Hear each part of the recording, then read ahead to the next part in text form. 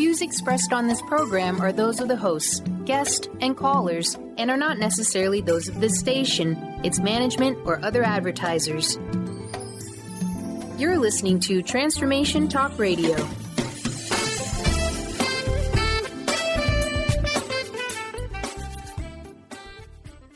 Moms, are you ready to become enlightened, empowered, and stress-free?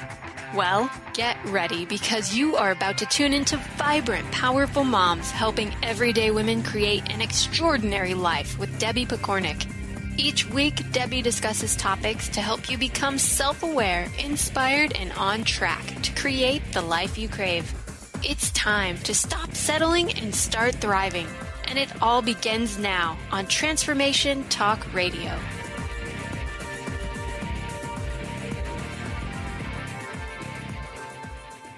Welcome to the Vibrant, Powerful Mom Show. I'm your host, Debbie Pokornik, and I'm here to help you create a life that feels vibrant and powerful, whether you're at work, at home, or at play. Today, I want to talk about living happily with teenagers. Now, even though we talk a lot about the teenage stage, we're really not taught much about it. Instead, the type of things that we hear are more troublesome things, like that it might be painful for your child due to hormones, body changes, and potential broken hearts, and that it might be even more painful to you due to that once sweet child of yours suddenly trying things that you prayed that they'd never get into. Or maybe they start being rude to you and challenging the rules that you put in place. In other words, we're told to brace for this time and even expect them to become rude, belligerent, and to make bad choices. Now, I have a bit of a problem with this way of thinking for a lot of reasons, not the least of which is that it makes people buy into the teenager myth and start seeing them all as a problem. When this happens, you no longer give the benefit of the doubt to your teen or try to creatively come up with ways to bring out the best in your child.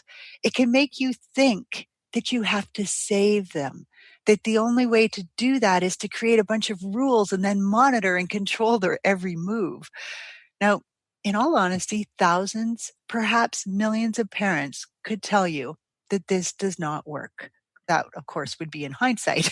But the truth is, trying to control anyone is super frustrating, and it causes us to actually push our teens away right at a time when they would benefit by having us firmly in their corner. As a society, we have adopted these negative beliefs about our teenagers. Many of us avoid groups of teens at all cost. I mean, you might cross a hallway in a mall not to walk by a group of teens. We rarely give them the benefit of the doubt. When we hear a story like about an alleged crime or something, if there was a teenager anywhere near the vicinity, we're pretty quick to suspect they were the problem.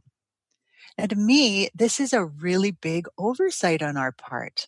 And yet, I also know that many teens do behave in undesirable ways.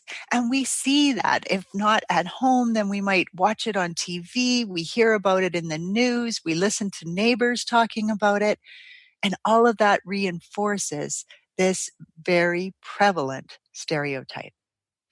I remember when my kids were young and I would take them shopping and people would strike up conversation, or at least try to strike up conversation with them all the time. You know, aren't you cute? What are you shopping for today?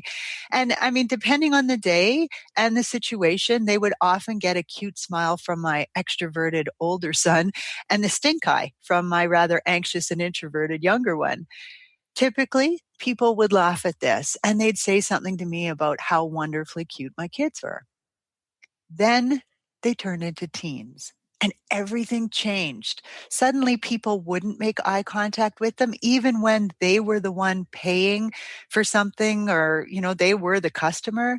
They were watched if they went into a store with or without me. People would move if I told them, you know, go sit on that bench while I finish shopping. And they'd go over to sit on the bench and people would move if they were sitting there too. They were given the stink eye by other adults, even when those adults were the attendants in the store. I was kind of shocked at this, but now I've watched it happen or heard about it from so many teens that I realize it's not adults being rude, but rather something people do when they don't understand a group, a section of society, and they buy into a myth that says they're bad, or they allow the behavior of a few to color every person in that category. So it might be worth it, no matter how old your own child is, to start thinking about your beliefs, your judgments, and stereotypes when it comes to teenagers. I've caught myself on occasion falling into this place, and I have to admit that sometimes it takes a good deal of self-reflection to actually get back out and to be comfortable calling yourself on it. But our teens are our future. They're our future store owners, politicians, healthcare providers, teachers, restaurant workers, flight attendants, and so on. You name it, they are our future. And yet, as a community, we often treat them poorly for, these 5 or so years and then expect them to respect us. Okay. Thanks for listening to my little rant. Now, on to the nuts and bolts of this topic. Today, I would like to talk about this stage of life and shine a bit of light on it as to what is really going on for your teenager and what you can do to make this time an okay experience for all involved. Teenagers are in a vortex of their own. They're no longer children, but they're not yet adults. This is actually a time for them to integrate all that they've learned so far, to test it out, to discard what doesn't fit, and basically practice being an adult. It's kind of like the practicum piece of any course that requires you to do practical experience before you graduate.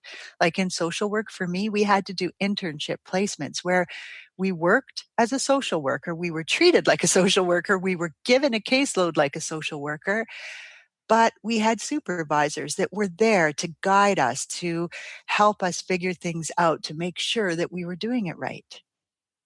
Our teens are living with us, so they're subject to our boundaries and rules, but they are also practicing for being on their own.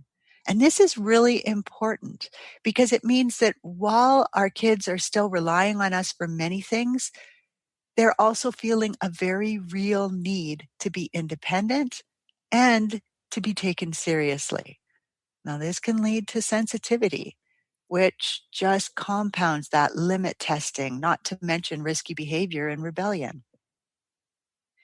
For those of you who are familiar with my work, it'll come as no surprise to you how important I feel relationship and mutual respect are to enjoying your child. If you listen to my show on parent power, then you know that right about the time your child becomes a teen is the same time your parent power kind of fizzles out, which means at that point, you really need to rely on the mutual respect that you've built with your teen to keep communication flowing. Even when your teen is pushing for independence, feeling rebellious, or struggling with hormones rushing through them, they still value the relationship that you've created with them. And they will be willing to listen and work through a few things with you simply because of that mutual respect. Now, if you've done a lot of ordering, controlling, criticizing, and not being really respectful while doing it, then you're probably going to see a stronger rebellion. Sometimes that rebellion can look like a teenager finding a group of kids, maybe even a gang of kids, who they feel is more accepting of them just the way they are. And so they leave, or at least they check out in every way they can, believing that you really don't have their best interest at heart. So everything that I'm going to talk about now will be affected by the kind of relationship that you have built with your teen. It's never too late to change this. But if you have let your relationship become damaged during those tween years, those years just before they become a teenager, or if you've been really controlling for the whole life of your child, then it's going to be tougher for you. And it would probably be in your best interest to get help if you want to change what's going on.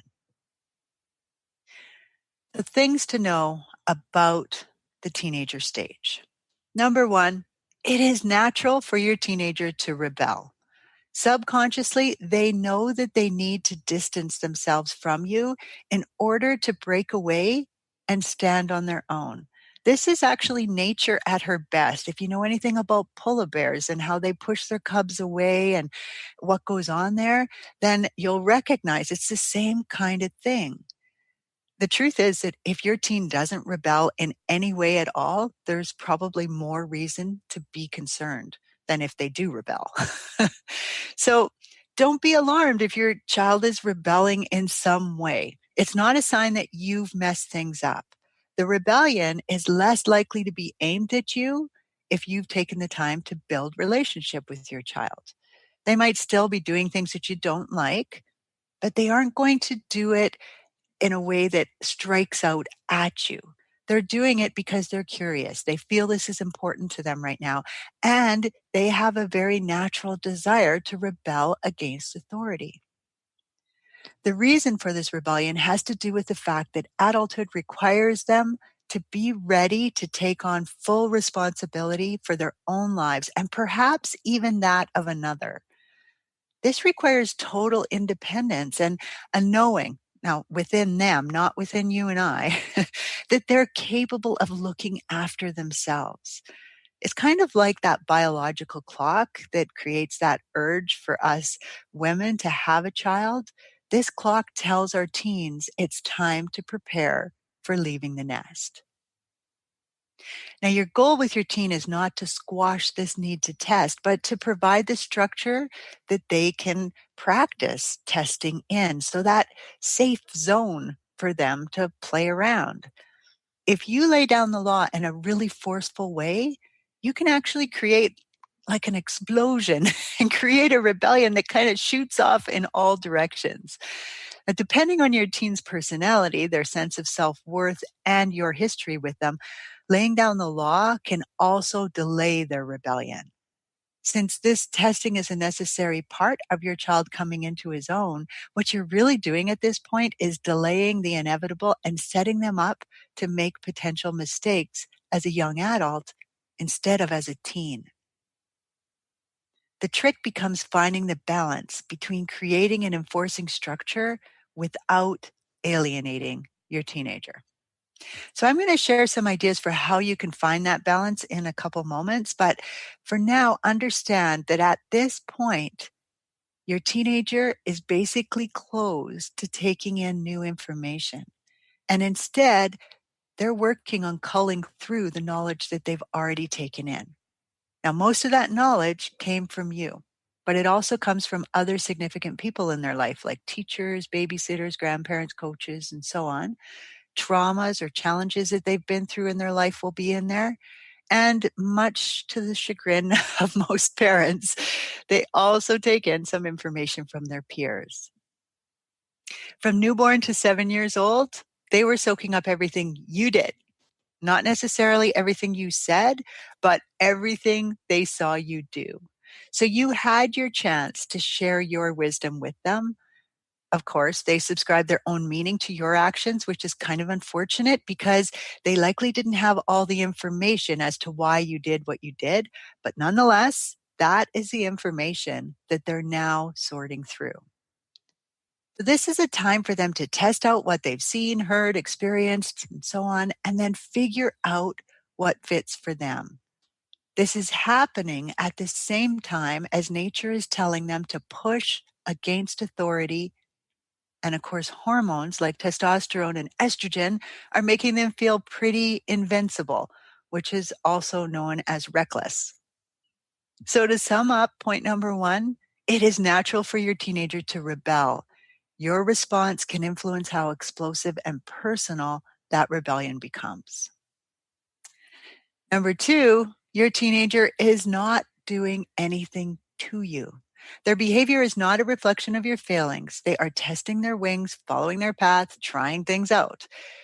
You can have done most things right as a parent and still be in a space right now with your teen where it feels like you must have messed up. I know this one really well because I lived it. When my oldest son was in high school, he became disillusioned with school. He realized that it wasn't for him the way it was structured. And around the same time, he decided he liked marijuana. As a result, on one of his spares at high school, him and a few friends went to a buddy's house and they smoked up. When they returned to school, another student had ratted them out, and one by one they were called into the office and suspended. Now, both my husband and I had some really serious negative opinions about pot smoking, and we were already really sensitive about this topic. Add to this the fact that part of my job with the school division was community education. So I would do these drug awareness education sessions along with a team from the Addiction Foundation and some community mental health workers and so on. And I did this for parents. So when we got the call that our son was being suspended for smoking drugs at school, oh my gosh, it was really hard to stay objective. It didn't help that I was out snowshoeing at the time with our dogs when they tried to call me, and I don't take my phone when I go for a walk. So they phoned my husband at work and had him called out of a meeting. Yeah, his words to me were, "You better go pick him up because if I do it, I might kill him." Now, interestingly, what helped me stay firmly grounded in my open-mindedness was watching or listening to my husband react. In other words, he mirrored for me where I wanted to go and where I knew as a parent educator I just couldn't go. Now, in our minds, our son was being given life on a silver platter. He had lots of love and support from family, potential to go far in life, lots of opportunity to explore hobbies. He had a guitar. He went hiking. He had a BMX bike and was playing around on that. He took art courses. He did kung fu. Whatever he wanted to do, pretty much he could do it. And so we simply could not, and we weren't even willing to try to understand why he would want to numb out from life. We were definitely taking this personally. What did we do wrong? What are people going to think? How do we hold our head high when we walk through the store or talk to our friends? So this began a really intense section of learning for us. I had to practice what I preach and focus all my energy on being open-minded and respectful. I was not always very good at this. I have to tell you, I can remember over the next few years as we went through this time, I can remember yelling at him. I can remember crying. I can remember pleading with him. And throughout it all, what I was really doing was judging and deciding that he was in the wrong. But when I finally let go of who I decided he should be and put all of my energy into enforcing the boundaries in our home while still loving and accepting him exactly where he was, everything started to change. At no point throughout all of this was he striking out at us. In fact, I can remember him saying something like, "Mom, this isn't about you guys or what you've done or haven't done. This is about me making my own decisions based on my belief that marijuana isn't as bad as your generation makes it out to be." Since then, my husband and I have met many wonderful adults who actually love marijuana as well. And they're actually healthy, productive members of society. So that really helped us to recognize that every person who smokes pot isn't a bad person. So while I still choose not to use it, and I'm happy to report that our son appears to have cut down hugely on his intake, I don't know whether he still does it or not because it's no longer an issue for me. It's not a conversation, and he certainly doesn't do it when he's around me. So we've kind of changed everything, not because of these other adults or anything, but because we recognize, you know what, he's our son. We want to have him in our life. Even if he's doing things that we don't necessarily agree with, we still want to have him with us. So summary of number 2, your teenager is exploring their journey, not striking out at you, even though it might feel very personal at the time. Number 3, teenagers need to forge their own trail. Let go of your past while loving and accepting your teenager as they go through their journey. Your child is not you. So it's not fair for you to think about the things you did or didn't do during your teenage years and then project that onto them. So many adults seem to have either completely detached from their own experience as a teen, as in they've forgotten how bad they were or the things that they did, or they remember it all too well and they're absolutely adamant that their child is not going to go there too. Now, this isn't fair for so many reasons. One of those reasons is that no matter what you did, no matter how difficult a lesson it was for you to learn, your journey is not the same as your child's, and you cannot save them by telling them what you learned. This doesn't mean that you shouldn't share your learning or that you can't set boundaries based on what you've learned. It just means that there are certain lessons in life that each of us has to learn for ourselves. It's kind of like if you try to describe childbirth to someone else, you know that they don't really get how it feels. And you also know that how it feels for them could be totally different as well. In that same way, you cannot save your teenager from a broken heart, a bad decision, or any other trauma with your words. Your job is not to save them, but to love them through it. Unconditional love really means to love them for who they are, no matter what they do or say. You can set boundaries around what you will tolerate in your home and have consequences when they're broken, but whether or not they listen should not affect your love for them. We're wired as humans to love unconditionally, which is why it really hurts when we start putting restrictions on this. So deal with your own memories of when you were a teen. Make amends if necessary for things you did that you felt were wrong or that you could have done differently, but don't project it onto your teen as if they have done it too. Even if they make the same or similar mistake, you're still allowing your disappointment at yourself to intensify what you're feeling for them. The summary of number 3, let go of your past while loving and accepting your teenager while they forge their own trail. So those are 3 things that you need to understand about the teenage years that will really make a difference if you believe them, if you buy into them. It can make a huge difference in your relationship and how easy or hard this time is. But now let me talk about just a few quick ideas of how you can make this time as wonderful as possible. Now, structure in the form of rules, boundaries, and clear communication are important in any relationship, including living with teens. So setting and enforcing boundaries in a clear yet compassionate manner is always going to be important. You have every right and responsibility to set the limits in your home and enforce them. Although the teenage years are about practicing, learning, and integrating what they've accumulated up till now, teens still require your involvement. As I already mentioned, I find it helpful to think of this teenager stage as being an internship, a time for a person to practice what they've learned while still having a supervisor who wants to help them grow and experience things. This is a great way to think because as a parent, it can help you shift out of ego, where you take everything personally and probably overreact, into the more objective, less emotional space of supervisor.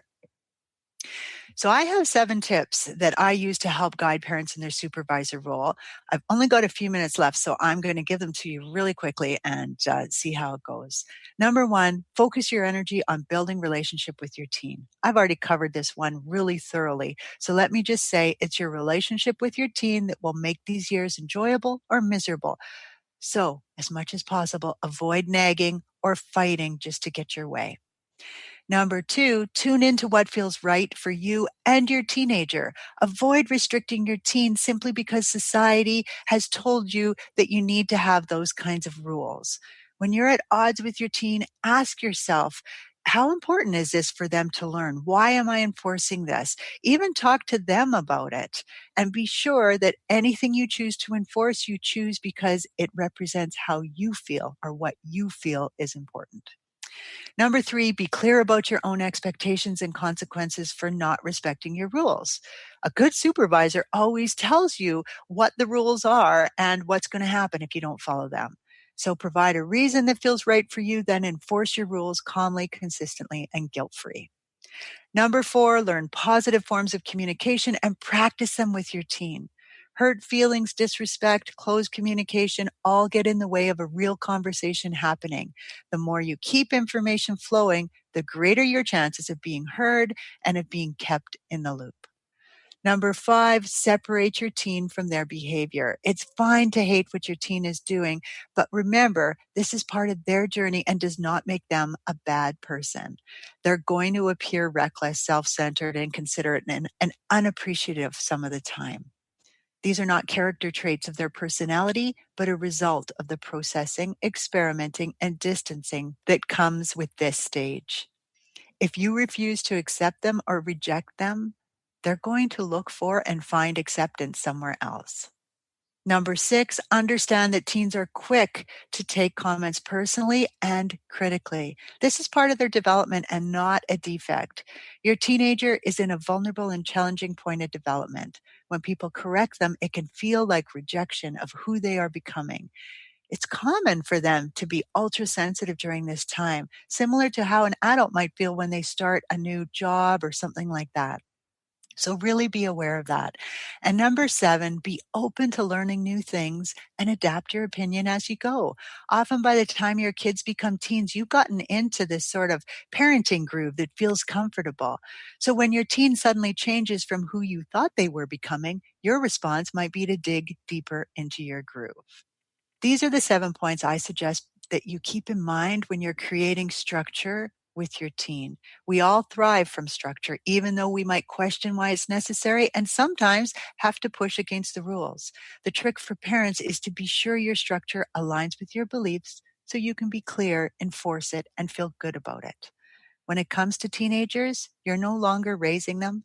Your goal now is to live with them happily, if you can, with much respect for you and the journey you are on. This is Debbie Pokornik wishing you a vibrant and powerful day.